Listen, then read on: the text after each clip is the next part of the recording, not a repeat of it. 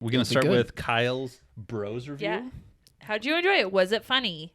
It was funny, and I very much enjoyed it. Did you laugh out loud? I did laugh out loud many times. I really want to see this. Probably on the same level as I did with The Lost City, and I think you guys remember that I really enjoyed The Lost City. So, but this movie was great. I think not only does it land with the laughs, but it also does a really good job at just feeling that sense that a romantic comedy really should, to where a couple is able to, kind of butt heads at the start, but then grow into their relationship, and it never feels like Billy Eichner and the actor who plays opposite of him, I think it's Luke something, I'm trying to remember his last name now, but they just have great chemistry. They work off each other so well. It seems very seamless, and never once does the aspects where they talk about the LGBTQ community and history behind that, it never feels like it's beating you over the head with it. It never feels like that it's being preachy at all, but it infuses well with the movie, because these two characters are kind of going through like what that means to them while they're in this relationship too, like what it has meant for them in different ways growing up, and how they can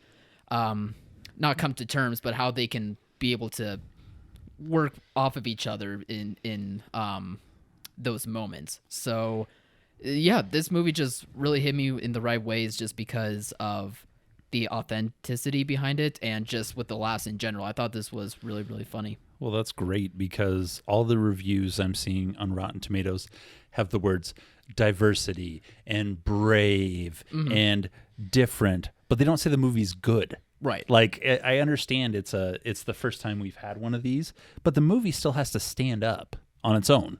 Right. It has to have laughs and heart. And if it had those two things, then I think it made sealed sense. the deal for a romantic comedy. Yeah. Yeah, I think you guys make a good point, and there's others that would echo your sentiment, because I think the complaint leading up to this movie was that it wasn't telling you if this movie was funny. It wasn't telling you if this movie is good. It tells you that this is important, and you have to see it because it is important. And granted, it is important to a degree, because we've never had rom-coms of two gay leads who have the platform to have this major release from a major studio. So it is, it is a big deal, but people don't like being reminded or told that things are a big deal when it comes to movies or entertainment in general. I think they that's for other situations in life, right, but not for an escapism to the movie theater. They don't want to be like value shouted at, like, you need to see this to support this issue, or you're not doing enough if you don't see this movie. It's speaking of the action rather than, hey, go watch this super funny movie. Yeah. Like, enjoy this really funny thing. Right. Audiences already feel like their values are molded, regardless of what type of person they are, what their types of beliefs are. They already feel like their values are in place, so they don't need any sort of movie to tell them or remind them like what they are supposed to be. Like, you just have to sell. And I thought the marketing, me personally, did fine with selling like it is funny and a good movie, but other people I think clearly saw it in a different light.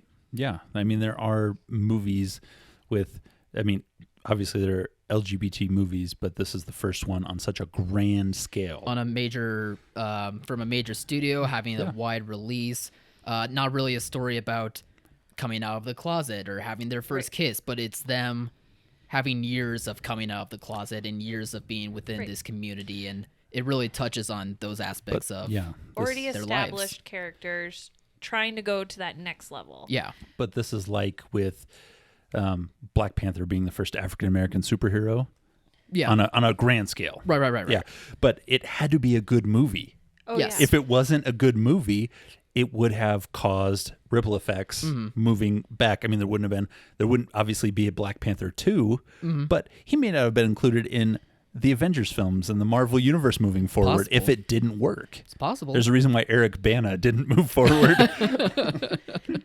I No, like for that sure. to your point that, in the narrative around something like Black Panther was, you let her less that it's the first Black superhero film, and you just heard more of like, you've got to go see this. It's so good. Yeah. And that needed to be the narrative and the focus on Bros. And I still think at this point, even though we know it's good and I've heard it's good, that's not the public narrative around it. Yeah, I've seen more headlines about this movie saying, why did this bomb? Who's to blame? Blah, blah, blah. Instead of seeing stuff pre-release of it saying, this is a very good movie, this is a very funny movie. Not even really that much stuff talking about like what its projections are going to be. Like I just see more of how to spin narratives post-release when one, it's kind of simple. One, it's what we're describing here in terms of how to market movies in general.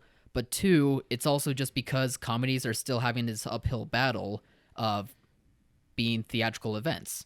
Which, by the way, I did see this movie with like only three other couples in the theater, and somehow we got like the biggest theater at our one in town instead of like a smaller one. So that was poorly managed. Exactly, that was poor management there. But even still, like I felt camaraderie in the laughters of it all. Like people were laughing at the same stuff I was laughing at, and it never felt this uncomfortableness of, you know, the subject matter at hand, but also the fact that it's a funny movie and we got genuine laughs together as a result of it.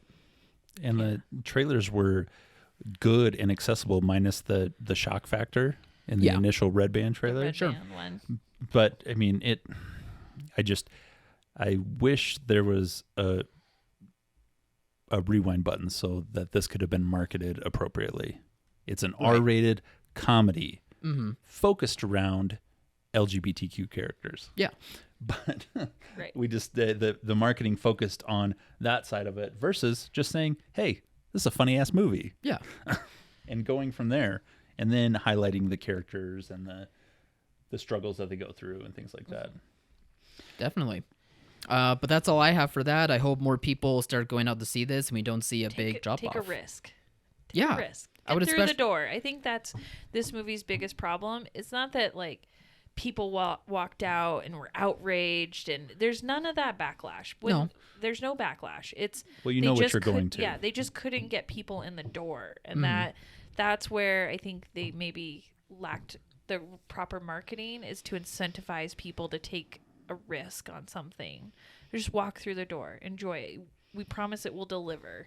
Yeah, I totally agree. That and Billy Eichner is famous, but he's not like crazy famous. That's kind of what that's kind of what I'm realizing too. I don't watch his show Billy on the Street, but I thought it did have like its sizable popularity, but I'm almost starting to see people suddenly coming out and being like, "Oh, I've never liked Billy Eichner anyway," and it's like, where did this come from? Were you guys hiding? That makes sense because Joe Coy has a much bigger audience and didn't do any business with his comedy. Yeah. And there was no big red flag issues there either. No.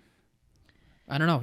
It's just the thing with comedies. Like, it's so hard to nail down how to get audiences to go out, regardless of star power. I mean, star power does probably play a role. I'm sure when Ticket to Paradise comes out with Clooney and Julia Roberts, we're going to see a bit of a different story, but maybe it's going to be more than Ken and I 5 million. It's going to be more than 5 million. No, I'm not disputing that. Ken and I had a spirited discussion about how much we thought that movie would do, and he's like, "Oh, it's going to be $100 million movie." And I'm like, "Really?" Like, to me, these are aged people. That a romance between them is not interesting to me at all. I think it'll get the older audiences though. But they're not going. You need teenagers, and teenagers don't care Elvis about... and Top Gun beg to differ. Yeah. I mean, come on. Like, those are... They're not going to do Elvis and Top Gun those numbers. Aren't like... George Clooney is more popular than Elvis is right now. I would say those are big...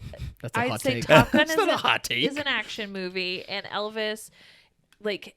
played to I would say different crowds. Like, it wasn't just one type of movie, but this is another romantic comedy with Julia Roberts and George Clooney. Like, it is pretty pigeonholed into what it is, and I don't think it'll get older women, some of them, but it's not going to get anybody younger. Like, I don't want to go see what essentially are grandparent age people rekindling love in a super boring like setup like that. I kind of want to see it.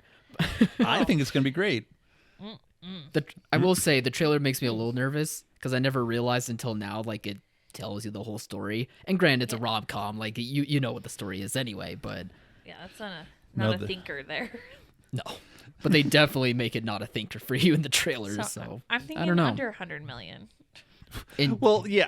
Okay. Under 100 Okay. million Take here. every All right. release and pick 5 that won't go under I meant 100 for million. the total run. Correct. Me too. It's going to go over, but that's a It's not gonna silly go over. Mason Dixon line.